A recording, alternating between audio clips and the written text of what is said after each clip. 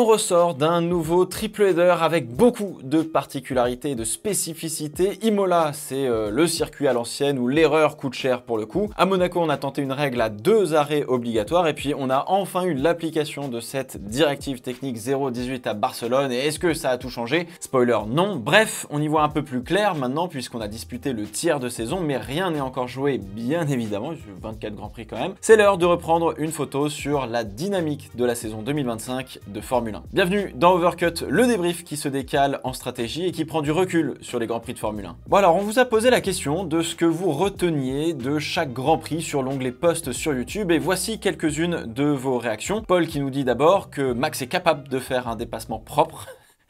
Ça me fait un peu marrer, mais c'est vrai. Et je ne peux qu'être d'accord sur ce plongeon à l'exté au premier virage à Imola, qui est absolument sublime. Bien qu'il ait été facilité par un Oscar Piastri, je pense qu'il a été complètement surpris de ce qui se passait. Ce dépassement d'ailleurs a permis à Verstappen de vraiment bien construire sa victoire, donc bravo. S'il était resté derrière Piastri, ça aurait joué un peu différemment. Flo qui nous dit pour Monaco que Ocon sur une As a 2 fois plus de points que l'équipe Alpine à ce moment-là, avant qu'Alexis nous rétorque et surenchérisse qu'il a tranché dans le vif. Rien à ajouter. C'est drôle, c'est bien vu, mais on va reparler d'Alpine un peu plus sérieusement quand même. Vous êtes bon, hein? Et enfin Pierre qui nous dit qu'il commençait la sieste gentiment et d'un coup ça a explosé de partout. Je reconnais que ça m'a réveillé plus que le bordel dans les rues de Paris pour la victoire du PSG en Champions League. Là aussi, on va voir tout ça de manière un peu plus posée.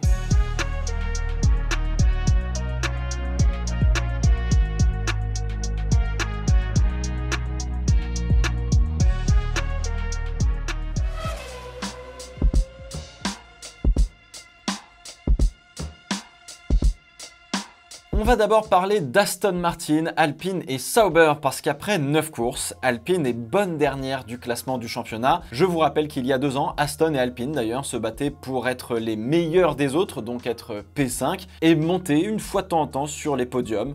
Donc ça fait quand même un changement d'ambiance. On va commencer par Aston Martin car je vous l'avais dit la dernière fois, fallait un petit peu attendre même si ça sentait déjà pas très bon sur ce début de saison. À Imola, on a vu apparaître de grosses améliorations sur la voiture, de nouveaux pontons mais surtout un nouveau fond plat et ça a marché. Les 2 voitures se sont retrouvées en Q3, ils ont même utilisé les médiums en qualif pour sauvegarder un set de soft pour maximiser la performance et cette pratique, on l'a revu à Monaco d'ailleurs parce que le C6 c'est un pneu très tendre qui est très fragile. Donc faut pouvoir le conserver. Bon alors si tout se déroulait parfaitement, la safety car a fini de détruire la bonne course d'Alonso et de Stroll, mais au-delà de ça, il n'y avait pas forcément la bonne exécution. P11, P15, quand tu pars P5, P8, il y a vraiment eu un loupé quelque part, mine de rien. On a vu aussi Adrian Newey venir à Monaco pour voir comment ça se passait au sein de l'équipe de course et il en a profité pour faire un tour sur la grille, pour détailler, voir les McLaren et les voitures aux avant-postes et probablement prendre 2-3 petites idées qu'il pourrait appliquer sur l'Aston Martin. À Barcelone, Fernando Alonso a enfin marqué ses premiers points de la saison après une Q3. Un bon tour même si ça le place P10 et Stroll a souffert de ses poignets depuis 6 semaines d'ailleurs et n'a pas pris le départ du Grand Prix. Alors on ne sait pas quand est-ce qu'il reviendra mais en tout cas Felipe Drugovich est prêt à faire l'impasse sur les 24 heures du Mans pour venir rouler au Canada si jamais il y a besoin et si jamais le Canadien ne se sent pas d'attaque pour son Grand Prix national. Bref, la voiture a fait un certain step en avant. Je vous réserve une vidéo dédiée pour en parler car ils nous ont déjà fait le coup pour s'effondrer ensuite. P9 au classement, ce n'est pas parce que vous avez le meilleur matos du monde que vous performez automatiquement et c'est bien là leur problème a priori, mais ça on en reparlera. Chez Alpine, depuis la dernière fois qu'on s'est parlé de Formule 1 sur cette chaîne et qu'on n'est pas parti faire un tour sur un circuit ou dans des sphères un peu trop philosophiques, je le reconnais, il y avait encore Jack Doohan et Oliver Hawks dans l'équipe. Ouais. Alors, exit Oliver Hawks qui doit sûrement se concentrer sur une affaire qui lie l'AFIA avec la candidature de Hightech Grand Prix en tant que 11e écurie de F1 et qui a été refusée au profit de Cadillac. Et exit Jack Doohan pour laisser place à Franco Colapinto. On le sentait venir. Après Miami. Et le temps est déjà compté pour le pilote argentin qui a placardé une voiture en qualif à Imola, disputé son premier Grand Prix de Monaco au volant d'une voiture qu'il connaissait peu, et c'est pas facile. Et malgré le fait d'être à 3 dixièmes de Gasly à Barcelone, il a démarré loin sur la grille pour finir P15, là aussi, loin de ce dont est capable l'Alpine, parce que l'Alpine elle est quand même capable de belles choses. Alors vous imaginez bien que Flavio Briatore n'a aucune raison d'être content, même s'il est moins extrême qu'un Helmut Marko, c'est pas un tendre non plus. On parlait de 5 courses de test, mais c'est peut-être plus, bref, il y a des rumeurs, etc. En tout cas, ça ne tient qu'à Colapinto de redresser la barre. Mais ce qui est presque sûr, c'est que Flavio Briatore va se servir de cette année pour probablement tester plusieurs numéro 2 en vue de 2026. Qui est le prochain sur la liste à votre avis? À vous de me dire dans les commentaires. Il y a déjà des rumeurs qui circulent d'ailleurs sur Mick Schumacher par exemple. Allô Flavio? Pour le reste, chez Alpine, tout est en dents de scie depuis le début de la saison. Quand ça marche pas, ça marche pas. Quand ça marche, il se passe toujours un truc pour que Gasly marque pas les points alors qu'il y a le potentiel pour marquer des points. La voiture aime pas les bosses, donc Monaco c'était pas bon et crash avec Tsunoda. Imola, malgré les bosses, ça a performé, mais Gasly s'est enfermé dans le bac à gravier en insistant avec Charles Leclerc par l'extérieur. Et à Barcelone, la bonne qualif a aidé parce que le rythme de course était vraiment difficile à trouver, en particulier sur le relais en médium. C'était l'un des derniers relais qu'ils allaient faire, donc bon, pas ouf. Alors, c'est pas de tout repos hein, chez les Bleus. Ajoutez à cela les fans argentins qui sont très passionnés, voire peut-être un peu trop, et qui sont particulièrement virulents sur les réseaux sociaux, que ce soit avec Douane ou Tsunoda. Ça arrange pas forcément les choses, ça met aussi une pression inutile sur Franco Colapinto qui doit gérer ce genre de truc.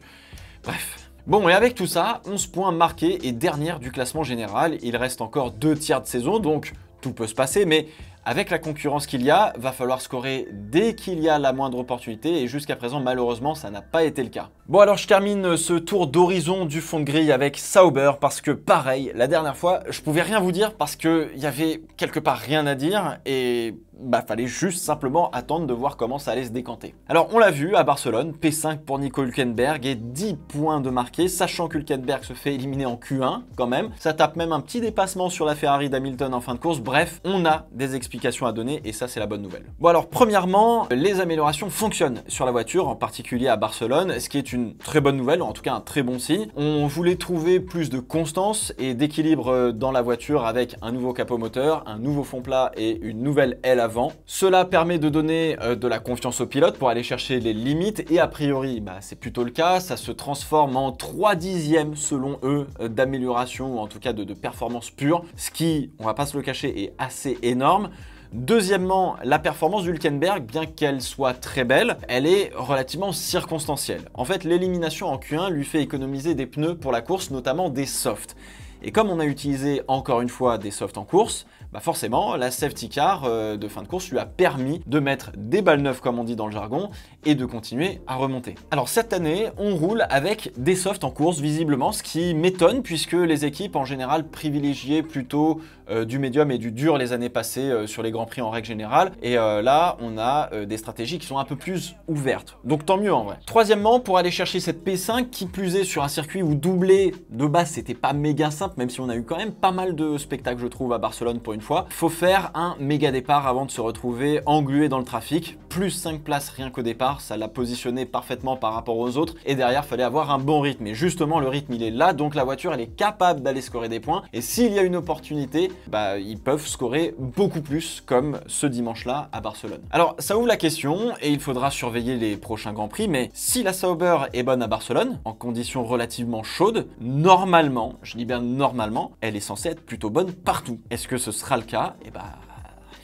On verra sur les prochains Grands Prix. P8 pour la future écurie Audi. Je sais pas si j'ai assez de matière entre guillemets pour vous refaire une vidéo sur l'avancement du projet Audi. Donc on verra bien dans les semaines à venir s'il y a quelque chose de nouveau en tout cas.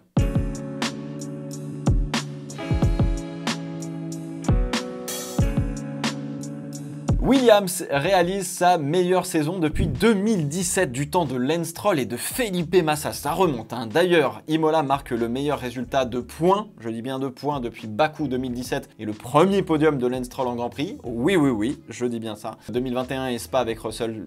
Il y avait les points coupés en deux, je sais plus, enfin bref. Ça pouvait même se bagarrer pour presque aller chercher un podium, mais la tentative par l'extérieur d'Alexander Albon sur Leclerc s'est soldée par un passage dans le bac à Imola. Les règles sont ainsi écrites, récompensant l'agressivité à la Verstappen. Ça cantonne la bataille à un virage au lieu de plusieurs, ce qui est dommage pour nous spectateurs. Mais ça dépend des circuits, donc il y a des circuits où ce sera plusieurs virages et c'est cool. Williams est solidement en P5, incontestablement, ça avance très vite, ça exécute bien, malgré quelques petits déboires dans le peloton. Surprenamment, la Williams est pas très bonne à Barcelone. Les longs virages plutôt rapides, c'est pas leur truc. Et c'est le cas depuis cette ère réglementaire. Donc à voir ce qu'ils feront pour 2026. Dimanche, sans compter les accrochages, c'est vraiment la première course à oublier pour eux cette saison. C'était complexe.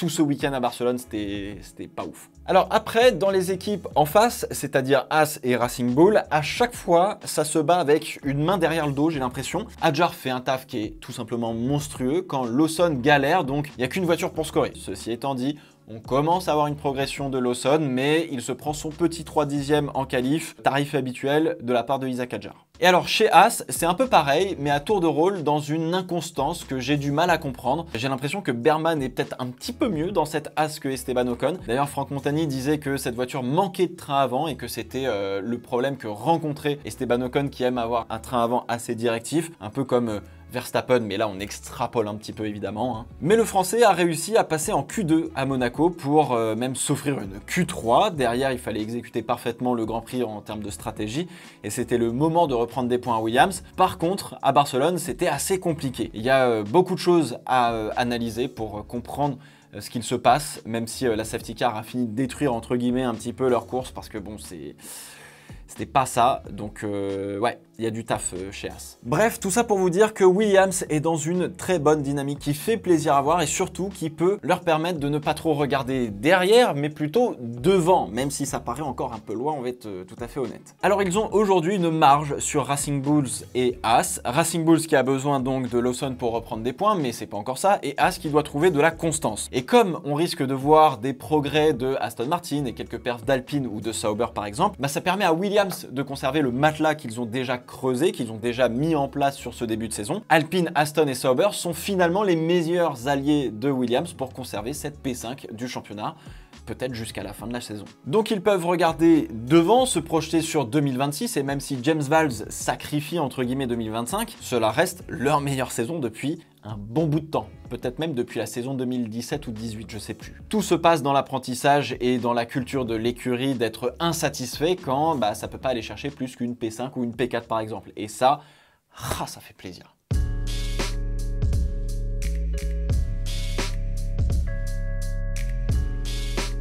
Bon, vous l'avez compris, à chaque fois on va faire un point sur les rookies parce que il faut en profiter et surtout c'est assez fou de voir leur niveau. Alors sur ce triple header, Isack Hadjar a été presque parfait. C'est difficile pour un rookie je trouve de faire beaucoup mieux. Et à contrario, on a vu un Kimi Antonelli qui a subi un peu ces 3 courses, mais c'est pas alarmant non plus en fait, ça fait partie de l'apprentissage, enfin en tout cas c'est ce que j'estime faire partie de l'apprentissage. Alors Isack Hadjar a maximisé les 3 courses qu'on vient de voir, que ce soit en qualif ou le dimanche, il a marqué des points à chaque fois, fait presque aucune erreur sur l'ensemble de ce triple header et il est dans une bonne dynamique, tout est bien en fait. Donc qu'est-ce que je peux vous dire ?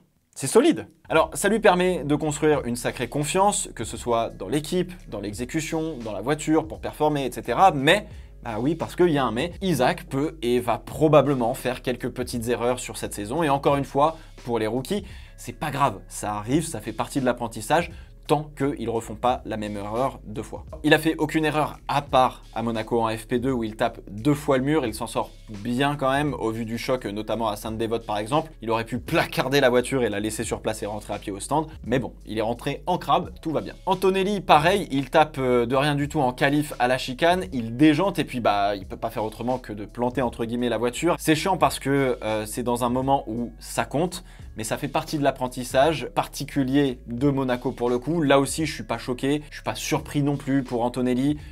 Ça aurait pu être Hadjar, ça aurait pu être n'importe qui d'autre, mais c'est tombé sur lui. Alors, il allait faire des erreurs, ça arrive ici, on verra comment il s'en sort. Le coup de ramener les copains de classe, c'est cool à Imola, mais tout le monde chez Mercedes reconnaît que ça a été une erreur et ça l'a un peu déconcentré dans son week-end. Je dirais que même s'il a abandonné sur 2 problèmes mécaniques, Imola l'a peut-être pas placé dans une bonne dynamique pour cet enchaînement. Alors maintenant, repos avant de repartir de plus belle et surtout Mercedes en a bien besoin parce qu'ils doivent marquer des points puisque Ferrari est passé devant eux au constructeur. Donc maintenant, Kimi doit pouvoir être plus proche de George, surtout le dimanche, pour ouvrir les stratégies face à Ferrari.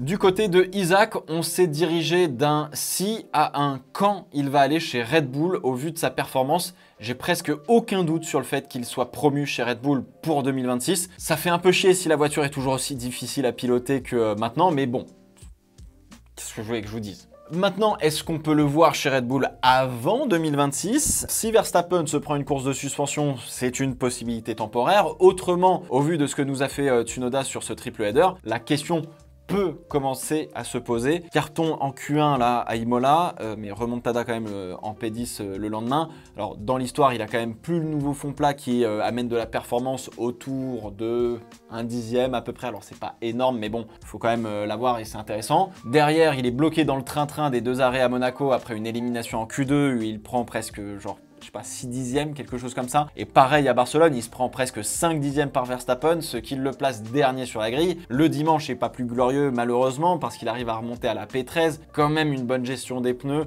mais c'est encore trop loin en fait. Et ça fait mal, moi en tout cas, de le voir dans cette position parce que c'est un bon pilote. Bref, tout ça pour dire que la Red Bull numéro 2, ou en tout cas la Red Bull en entière, a quelque chose qui va pas. C'est un peu un cadeau empoisonné, c'est un peu dommage. Bon, j'ai pas grand chose à dire sur Berman. J'ai l'impression qu'il a plus de facilité avec la Haas que Ocon, donc je vais encore un petit peu attendre pour voir s'il y a une tendance plus générale qui se dégage parce que pour l'instant c'est de l'inconstance chez Haas. Pareil pour Bortoleto, je note sa P12 quand même en qualif à Barcelone, mais autrement j'ai encore du mal à me faire un avis sur ce pilote, donc on en reparlera dans un futur overcut, ne vous inquiétez pas, bien évidemment.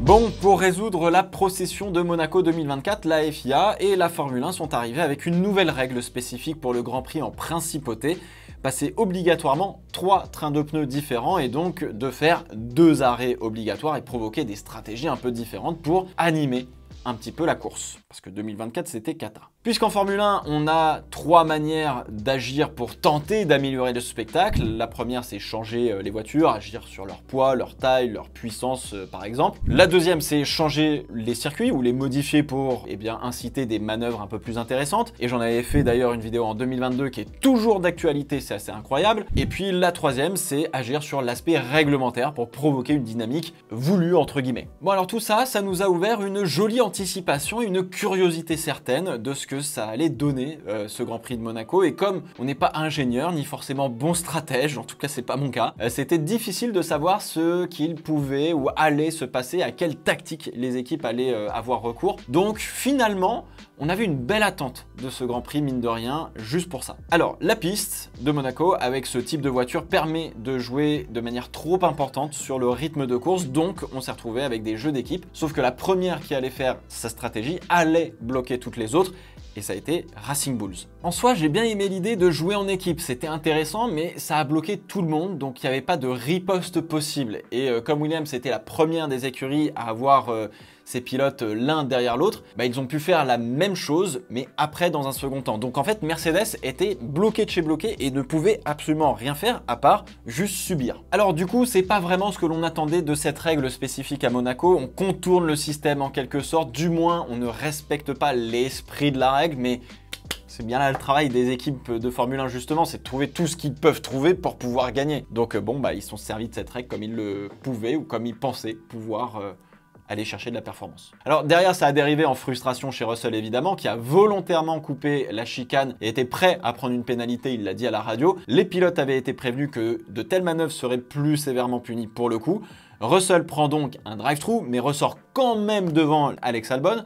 Donc, il garde l'avantage qu'il a gagné. La pénalité sert strictement à rien et on parle quand même d'un drive-thru, ce qui est pas rien non plus, parce qu'il faut le faire dans les 3 tours qui arrivent. La FIA passe pour des peintres, comme on dit dans le jargon, avec le déroulé de ce Grand Prix. Le système est pas bon, les pénalités pas assez fermes.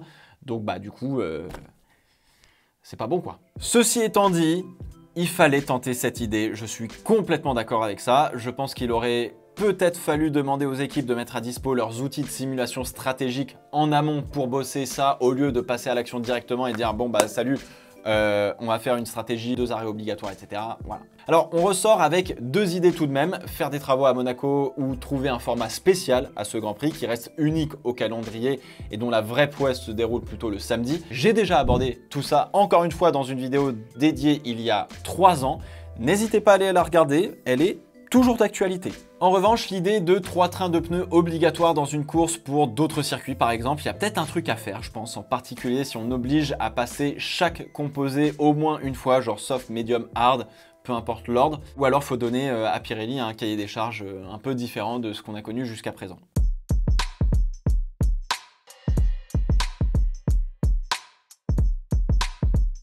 Bon, bah je savais vraiment pas qui mettre plus ou moins en avant dans le Big Four, comme on dit. Du coup, j'ai décidé de parler de tout le monde quand même si on refera une vidéo sur McLaren, car après les Flexi Wings, on a l'eau dans les pneus ou le Tire Water, comme on a vu ça à Miami. Je commence par Mercedes, qui était dans le coup en début de saison face à Ferrari et venait titiller de temps en temps les McLaren. Et là, c'est plus vraiment le cas. Le gros problème de la Mercedes, et on le soupçonnait la dernière fois qu'on s'était vu, c'est la surchauffe des pneus. La voiture ne fonctionne pas quand il fait chaud en tout cas. Alors, est-ce que l'on peut corréler ce problème avec l'entrée en vigueur de la fameuse TD 018 sur la flexibilité des ailes avant? Je pense pas.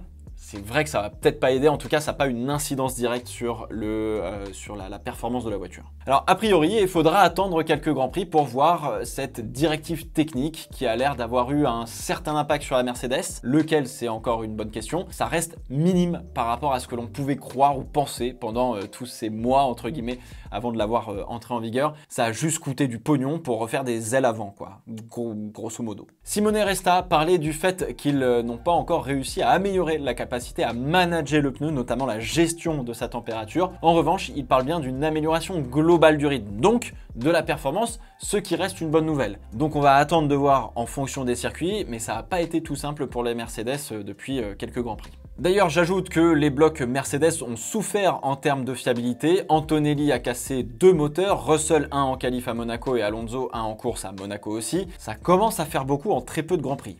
Bon, on pensait que Ferrari avait atteint une sorte de plafond de verre, du moins c'était les mots de Charles Leclerc, mais en revenant en Europe avec Imola, on a vu une voiture qui avait du mal avec les bosses et les gros vibreurs. Ils n'ont pas réussi à mettre la voiture dans sa bonne fenêtre d'exploitation à Imola justement. Et puis, Monaco, de manière assez surprenante, Charles Leclerc a enchaîné toutes les séances, sauf la qualif je crois, en meilleur temps. Alors, vous allez me dire, mais qu'est-ce que c'est que ce bordel? Il y a des bosses et tout à Monaco, enfin c'est compliqué. On a un début de réponse, la Ferrari a l'air d'avoir du mal avec les changements de hauteur de caisse sur un tour. En fait, à Monaco, on n'a pas des changements de hauteur de caisse énormes parce que les virages sont tous plus ou moins lents ou moyennement rapides. Donc, on a une hauteur de caisse qui reste plus ou moins la même et du coup ils ont réussi à mettre la voiture dans la bonne fenêtre pour que ça performe tout simplement. Alors tout ça, ça veut dire que la Ferrari a un bon package mécanique mais qu'il lui manque quelque chose, de l'aérodynamisme, de l'appui globalement peut-être, ou du moins du travail pour harmoniser l'équilibre entre haute vitesse et basse vitesse, et c'est ce que permettait aussi de faire les Flexi Wings. Ceci étant dit, la qualif reste leur point faible, mais le dimanche on a souvent une belle exécution. À Imola ça a roulé fort et la safety car a quand même mis un coup à Charles Leclerc sur sa stratégie qui était plutôt pas mal partie, mais Hamilton a fini au pied du podium, donc plutôt une bonne nouvelle. Et si je prends Barcelone, parce que Monaco c'est un peu particulier, les Ferrari étaient pas mal jusqu'au dernier stint, et c'est aussi grâce au choix de Charles Leclerc de vouloir garder un train de médium neuf qu'il arrive à monter sur le podium. Hamilton a été un poil plus en difficulté, voire beaucoup plus en difficulté, notamment par la gestion peut-être de son allocation pneumatique. Il y a un truc qui va pas sur cette voiture, il en avait marre. Bref, ça avance, mais ça reste toujours à quelques dixièmes des McLaren et un peu derrière Verstappen selon certains circuits, parce que oui, la Red Bull n'est pas à l'aise partout justement. À Monaco, la Red Bull allait être en difficulté. C'est une voiture qui fonctionne avec de l'aérodynamisme sur des gros circuits comme Suzuka ou Barcelone par exemple, mais aussi Imola. D'ailleurs, ils ont apporté des améliorations lors du Grand Prix d'Émilie-Romagne. L'effet a été de permettre à la voiture de moins glisser du train arrière et donc de moins surchauffer les gommes, donc de donner peut-être un petit peu plus de confiance dans le comportement de la voiture pour les pilotes, meilleure maîtrise de la température des pneus, et donc automatiquement tout ça fait que tu as plus de performance. D'ailleurs, je pense qu'on a tous été surpris de voir McLaren un vrai ton en dessous à Imola, mais c'était sans compter la claque que Norris et Piastri allaient mettre à Monaco puis à Barcelone. 1,09 pour la première fois de l'histoire à Monaco pour la pole position et presque 3 dixièmes sur tout le reste de la grille à Barcelone pour Piastri. C'est une première dans notre saison 2025 qui jusqu'à présent été très serrée en termes de qualification et ça c'était top. On parlait beaucoup des Flexi Wings, mais d'autres théories ont émergé pour savoir où se cachait la performance des McLaren. Je vais pas trop rentrer dans le sujet ou dans le détail parce que là aussi on va refaire une vidéo, je trouve ça complètement fascinant encore une fois. Déjà la TD 018. Concernant la flexion des ailes avant chez McLaren, ça a eu aucun impact. Ils ont peut-être perdu un dixième au tour, mais c'est même pas sûr. Ça reste très négligeable. En revanche, ça devrait changer la manière dont ils font rentrer la voiture dans sa fenêtre d'exploitation. En soi, ils ont peut-être moins de marge pour faire le setup parfait et extraire toute la performance de la voiture. On va voir ça avec les prochains Grands Prix, notamment sur des circuits qui sont censés moins leur convenir, comme le Canada ou l'Autriche. Ça, c'est des circuits qui sont normalement pas trop à l'avantage de McLaren. La nouvelle théorie concerne la gestion de la température des pneus sur les McLaren et notamment sur les pneus arrière. Ce qui est intéressant, c'est qu'à Monaco et à Barcelone, on avait des pneus soft qui avaient tendance à surchauffer en fin de tour. Et malgré ça, la McLaren sortait de la performance. J'ajoute que Piastri a montré une vraie finesse sur la manière de gérer un tour qualif et de pas trop demander aux pneus en début de tour, mais aussi d'adapter son pilotage pour garder le pneu dans la bonne fenêtre de fonctionnement, contrairement à Lando Norris, si on parle de Barcelone par exemple, où Norris rentrait avec beaucoup d'énergie sur les freins, là où il y avait un peu plus de retenue pour Piastri et donc une meilleure gestion à la fin du tour pour les pneus. À Monaco, c'est le nouveau pneu C6, pneu encore plus tendre chez Pirelli qui n'a pas posé problème. Pourtant, il y a tellement de grippe sur ce pneu que certains pilotes sont un peu déroutés parce que ils sont pas habitués à emmener la voiture si loin en termes de performance dans les virages. Et il faut aussi y faire très attention parce qu'il est forcément plus tendre et donc plus fragile. Red Bull depuis Miami a posé plein de questions à la FIA et a demandé des clarifications sur des manières possibles de gérer la température des pneus pour justement que la FIA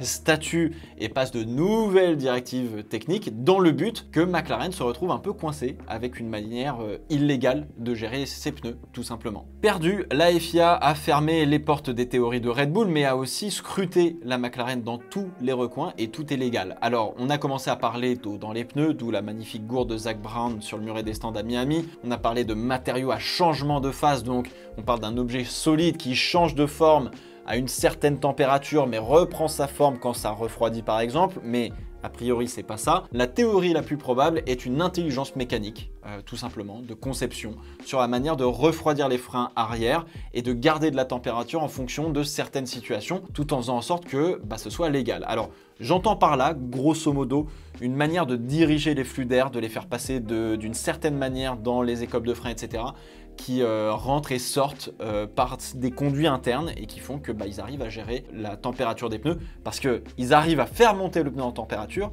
mais derrière à le maintenir dans la même fenêtre de température. Et c'est ça qui est la prouesse, c'est le maintien.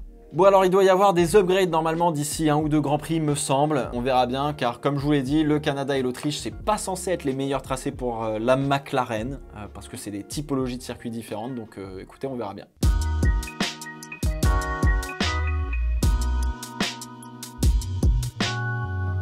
Ça y est, il est l'heure d'aborder le dernier sujet que vous attendez tous. Mais avant ça, je voulais faire un petit point sur les classements parce que c'est quand même intéressant. Piastri conserve donc la tête du championnat devant Lando Norris. Lando Norris qui est revenu proche de Piastri avec sa victoire à Monaco, mais Piastri a remis un écart à Barcelone. Verstappen avait récupéré quelques points avec sa victoire en Émilie-Romagne, mais voilà, qui est passé Monaco puis Barcelone.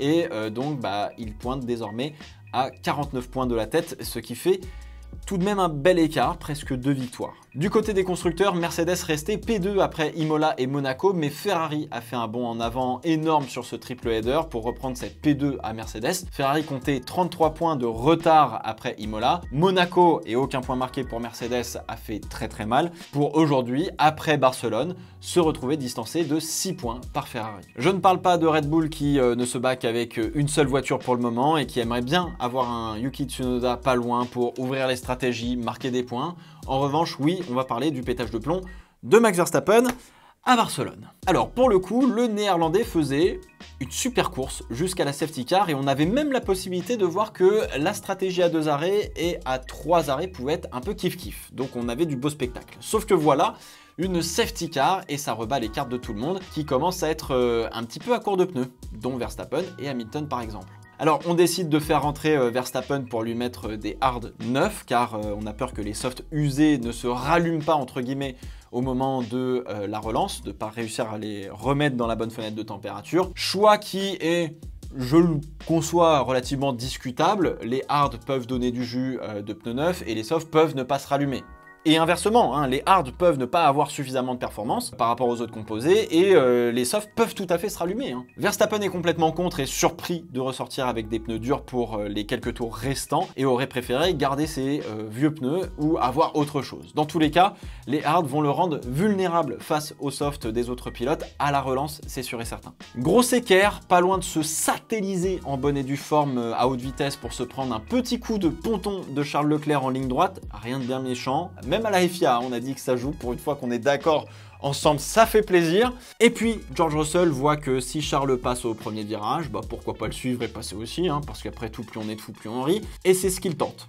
Et se retrouve à hauteur suffisante réglementairement parlant, n'a pas une volonté particulière de sortir son adversaire, du moins ça me paraît pas évident, et prend le virage dans les limites. En revanche, réglementairement parlant, il n'est pas en contrôle absolu de sa voiture dans la manœuvre, puisqu'il prend un bon gros snap du train arrière et ça provoque justement le contact avec Verstappen, qui n'a d'autre choix que de sortir et de prendre la voie de dégagement. Jusque-là, tout va bien. Ça joue des coudes, mais ça le fait. Et selon le règlement, tout est ok. Bon. Verstappen se fait un peu bully quand même dans l'histoire, mais bref. Verstappen n'a pas besoin de rendre la position pour le coup, même si sur le coup, j'avoue, on peut douter, hein, c'est pas 100% clair en tout cas. Je peux comprendre qu'on ait cette réflexion, même si de mon côté, j'étais assez sûr que Russell n'était pas le plus clean dans cette manœuvre, et puis le ralenti est relativement assez formel hein, sur ce qui vient de se passer. Et puis voilà que JP, son ingénieur de course, vient s'en mêler et demande par précaution et par peur de prendre une pénalité, parce qu'après tout c'est Max Verstappen, de tout simplement rendre la position à George Russell. Alors Verstappen est fou de rage et éclate à la radio, avec un shot d'adrénaline à mon avis qui est assez fulgurant. Pneu hard de mort, snap en sortie de dernier virage pas loin de se satelliser, contact de Charles Leclerc en ligne droite, Russell qui l'envoie dehors et maintenant sa propre écurie qui lui demande de laisser passer le gars de derrière alors qu'il était devant au point de corde et que normalement tout s'est bien passé. Bah vous savez quoi? Je l'ai trouvé très poli pour le coup parce que je pense que moi je serais rentré au stand et j'aurais commencé un octogone direct sur le muret des stands, ça aurait... Ouais. J'aurais pété un plomb, vraiment beaucoup plus, je pense. Bon, du coup, après quelques échanges particulièrement tendus, il laisse passer George Russell pour revenir sur lui dans l'entrée du virage 5 et lui met tout simplement un coup de roue. Bon, c'est juste inacceptable. On peut faire toutes les théories que vous voulez, qu'il ait voulu le laisser passer, puis reprendre la position, etc. Je pense qu'il ne faut pas chercher midi à 14h, il a juste pété un plomb. Ça arrive, c'est comme ça. Bon, bah, il y en a qui sont plus sanguins que d'autres. Piastri, lui, il est calme tout le temps. Voilà. Rendre une position, ça se fait sur un virage entier, pas sur une entrée de virage. Et si on sait que Verstappen connaît parfaitement les règles, comment on explique ce mouvement autrement que par de la simple colère et de la simple frustration? La FIA qui lui met 10 secondes de pénalité pour ce geste illico presto, je trouve que c'est une nouvelle erreur et encore un laxisme des commissaires sportifs. Premièrement, ils peuvent pas faire grand chose d'autre car bah, comment on définit le caractère volontaire de la manœuvre de Verstappen là? Légalement, on peut pas. À moins que l'intéressé affirme texto « j'ai voulu lui rentrer dedans », tu peux pas dire que c'est volontaire. La télémétrie ne pourra jamais dire que c'est volontaire, quoi qu'il arrive. Deuxièmement, 10 secondes, même si dans les règles c'est le tarif, les circonstances font que, moi je trouve que c'est trop peu. Les circonstances sont toutes citées dans le document de la FIA, tout comme le drive-thru de George Russell à Monaco, c'est trop peu. La FIA ne montre aucune autorité lorsqu'elle est nécessaire pour la bonne tenue d'une course. Là, Verstappen se prend 10 secondes et n'a même pas besoin de monter voir les commissaires pour s'expliquer de ce geste qui, je trouve, montre qu'il y a un vrai problème. Troisièmement, et je le redis, il serait temps d'avoir un commissaire sportif qui soit public et respecté et surtout qu'on fasse de la pédagogie sur comment la FIA admet comment on fait la course et comment on fait pas la course. Bon, Verstappen s'est excusé de son geste sur les réseaux sociaux depuis, a fait les interviews d'après-course sans trop en dire. Ça donne quand même quelques informations sur la manœuvre en elle-même et il s'est pris tout de même 3 points sur le permis, ce qui le menace d'une course de suspension pour les 2 prochaines courses si jamais il refaisait une dinguerie. L'une des choses que j'ai pas compris dans toute cette histoire, c'est JP et Red Bull qui certes font une erreur, mais contrairement à avant, ne soutiennent pas leur pilote dans ces moments clés. Personne n'est là pour lui rappeler qu'un championnat, ça se gagne aussi par les points intermédiaires. Là, ça part sur du tout ou rien sur 24 Grands Prix. C'est clairement pas la bonne manière d'aller chercher un titre, surtout quand on est outsider pour le coup. Personne pour lui dire, écoute Max, on a fait une erreur, c'est pas grave, prends les points qu'il y a à prendre, et puis on fera mieux la prochaine fois, il reste encore 15 Grands Prix. Je sais pas, je comprends pas. Vous me direz ce que vous en pensez dans les commentaires. Voilà, c'est la fin de cette vidéo. Il y avait beaucoup à dire, donc la vidéo a pas mal duré. Mais en même temps, j'avais envie de pouvoir parler de beaucoup de sujets. Pour le coup, on se retrouve très vite sur YouTube pour de nouvelles vidéos. En attendant, portez-vous bien. Ciao, ciao.